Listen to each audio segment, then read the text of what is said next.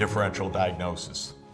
A country is sick, it's stuck in poverty, its economy is unstable, it's failing to achieve sustainable development. What ails that country? What kind of prescription should be applied? And we've seen that there is no one answer to such a complicated challenge. And indeed, several major categories of potential ills need to be examined. We need a kind of checklist. Is the problem a poverty trap where government and society knows just what to do but can't afford to do it, so it needs financing? Is the problem physical geography, being landlocked, being in a tropical environment burdened by disease, lacking the energy resources needed for development? Is the problem cultural? Perhaps discrimination against girls and women, lack of attention to education, lack of attention to reducing high fertility rates. Well, on that list, we definitely need a politics checklist.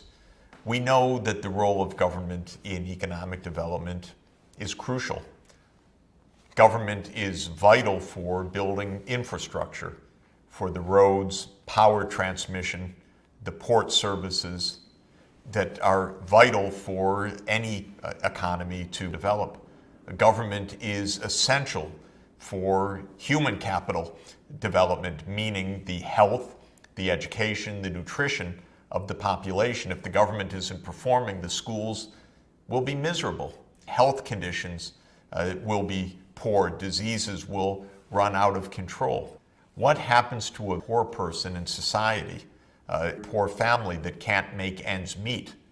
The children in such a family, unless supported through government programs, will lack access to vital things, proper health, proper nutrition, access to education, the ability to develop skills so that that poor child will be able to escape from poverty. Government is vital for the rule of law. Of course, without government, there can be anarchy, violence, and when government itself is massively corrupt, other institutions, the banking sector, for example, is doomed to fail and to operate in a lawless environment. If contracts can't be enforced, if courts aren't working, then who can do business in a modern period? So when we see a country in crisis, in addition to the checklist of culture, poverty, geography, we want to look at the political situation. And we want to look at politics across several dimensions. We want to look at whether the government is managing properly the investment in infrastructure. Infrastructure cannot really be provided adequately by the private sector alone. A highway system, a rail system, the bridges, the ports require either public regulation or public financing or public ownership or some combination of all of those.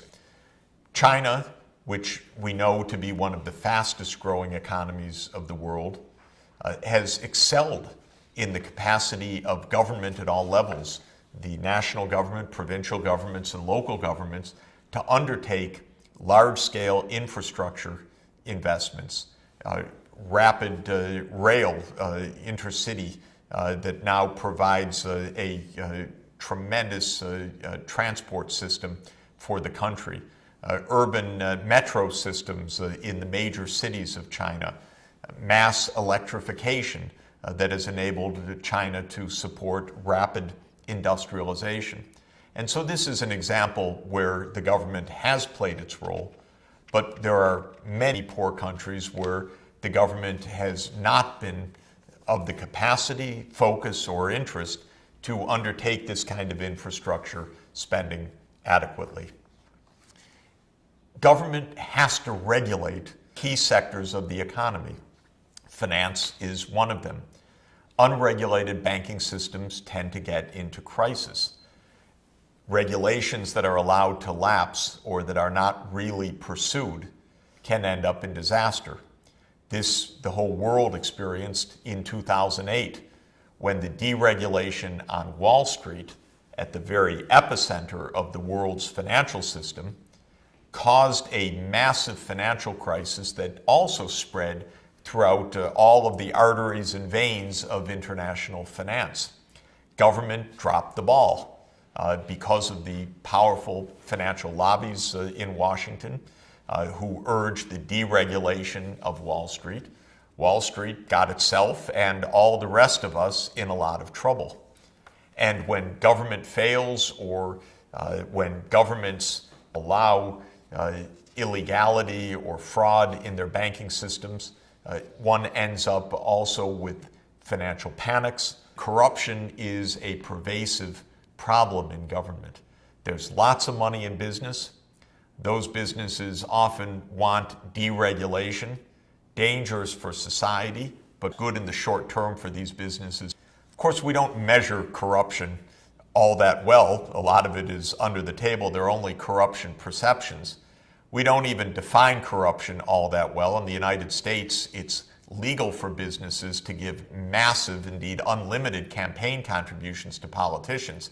And so what I would call corruption is sometimes perfectly legal, but it's not classified as corruption. So when we look at a map, for example, of corruption perceptions as measured by surveys, in this case by Transparency International, we learn something, but we don't learn everything that we need to know about this problem of political failure.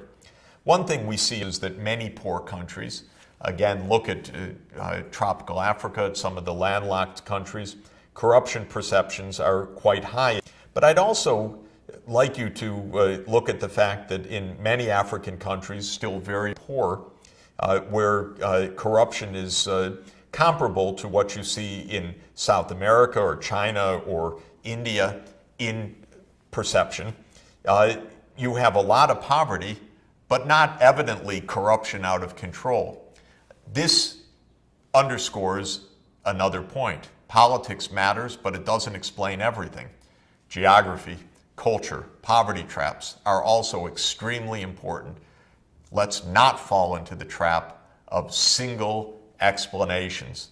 We don't give aspirin for all fevers, or shouldn't, and for the same reason, we shouldn't say that corruption is the cause of all economic crises. We need that differential diagnosis. Now, another major job of government is to resist poverty. Not only to help poor people meet their basic needs as a matter of basic social justice, but also to ensure that poverty doesn't simply replicate itself generation after generation. A poor child growing up in a poor family faces many obstacles, of course. Maybe health and nutrition are worse. The neighborhood conditions, the environmental safety is likely to be worse. The schools in a poor neighborhood or poor region are likely to be much worse, dilapidated, perhaps lacking teachers, perhaps very large class sizes, perhaps no books and materials or computer rooms. Some very poor places don't even have a roof over their schools, so the schools are conducted under a tree or in the open air. So children growing up in poverty are likely, unless in some way given a boost, to be poor themselves as adults. And so poverty replicates itself from one generation to the next. Government has a major role here to ensure a kind of equality of opportunity, to ensure that even children from poor families have the chance of social and economic mobility to rise to the middle class of their society. But that requires help. It requires public education. It requires access to early childhood development investments, safe daycare for children, good nutrition programs, preschool, all demonstrated time and again to be tremendously powerful in enabling children, and especially children from poor households, to get that added step up so that they have a good shot at prosperity, and adjoining the middle class of their societies. But governments differ a lot in their readiness and the quality of their response to this challenge of poverty. If you look within the high-income world, the so-called group of the Organization of Economic Cooperation and Development, OECD, the 30 roughly countries in that group, there's tremendous variation between governments that invest heavily in social areas, in protection against poverty, in provision of social services, and governments that invest relatively little. If you look at this graph of public social expenditures as a share of national income, you see at the high end countries like Sweden and Denmark, the social democracies in Scandinavia, with very large investments. You see at the opposite end of the scale, the United States, Japan, Ireland, with much lower levels of investment. The consequences are that children in countries with lower levels of social expenditure have a much higher risk of growing up in poverty and a much greater chance of themselves ending up as leading poor households as adults. You see here the poverty rates across the OECD countries. Where are the poverty rates the lowest? These are poverty rates both shown for children in the bars and for the total population with the diamonds shown in this figure.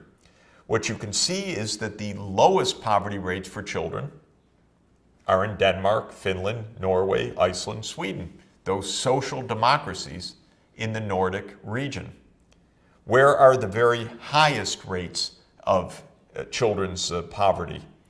United States, Chile, Turkey, countries that invest much less in social outlays. And just to demonstrate this relationship, if we plot in a scatter diagram on the horizontal axis the social expenditures as a share of gross national product, and on the vertical axis the child poverty rate, we see a downward sloping line. We see countries that invest relatively little in social areas as a share of GNP having high child poverty rates, whereas countries like Finland, Denmark, and Sweden that invest high levels of national income in social areas having very low child poverty rates. In other words, politics matters. Even among high-income market economies, there is a huge variation of those that attend to their poor and also thereby create conditions for social and economic mobility, and those that more or less leave their poor to their fate and also have the result that poverty replicates itself across generations. But I do have to be clear, in order to reduce child poverty, in order to be able to fund those higher levels of social expenditure as a share of national income, those governments that do so have to collect higher taxation. They say to their citizens, we can address problems of poverty, we can carry out our government functions, but that requires taxation to cover the bills of government so that it can carry out that role. So if one looks at the share of taxes in GNP, once again, it's the Scandinavian countries at the very high end paying the bills in order to reduce child poverty, to make investments in education and in infrastructure and the environment. And it's countries at the other end of the scale, like the United States, which has a low tax to national income ratio, thereby invests much lower shares of national income in the social areas, and as a result has much higher inequalities of income, much higher rates of child poverty, and much lower rates of social and income mobility across generations. That's a kind of scourge for societies when they become so divided. Remember that in sustainable development, one of our pillars, one of our goals is social inclusion, that everybody should have a chance. And in our differential diagnosis, we need to focus on the role of government. Is it doing its job to make sure that a poor child has her chance or his chance to get ahead? If government's doing that, it provides a major boost for sustainable development.